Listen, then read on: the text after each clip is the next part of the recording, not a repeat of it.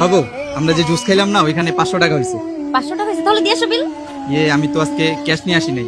Cash আনলে আচ্ছা কোনো সমস্যা নেই, আমার কাছে 500 টাকা আছে, আমি তোমাকে 500 টাকা দিচ্ছি। দাঁড়াও, এই নাও 500 টাকা। ধরো আমি বিল দিয়ে আসি। ঠিক আছে বাবু, দেখো না ওই যে ফুচকা, চলো না আমরা ফুচকা খেয়ে আসি। ফুচকা খাবা? হ্যাঁ, ওই যে আমার জমানো 500 টাকা আছে না, ওইখান থেকে ফুচকা খেয়ে আসি, চলো।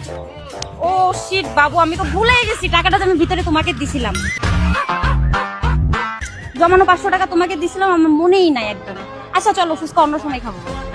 এই যে দেখ, তোর ভাই আজকে বাসা থেকে টাকা নিয়ে বের হয়নি, তো আমার জমানো টাকা ছিল, আমি ওইখান থেকে তোর ভাইয়ের আজকে 500 টাকা দিলাম। মনে কর আমার যদি জমানো টাকাটা না থাকতো তাহলে এখানে একটা ঝামেলা হয়ে যেত না। এটা কমন সেন্সের ব্যাপার না, টাকা পয়সা না নিয়ে যদি বাসা থেকে বের হয়। ফোন রাখো, আসো বাসে আসো। আমার কাছে 500 টাকা জমানো ছিল বিধাই তো আমি দিতে পারছি, তাই না? এই জন্যই তো কিন্তু ঝামেলাটা হয়নি। কই রাখলাম টাকাটা আমি? কি হইছে বাবু, ঘর দুয়ারের অবস্থা কি লেগা? তুমি আসছো ফিরে এসে বা না, তুমি ঘর দুয়ারের কি অবস্থা করে রাখছো? বাবু ওই যে আমার জমানো 500 টাকা।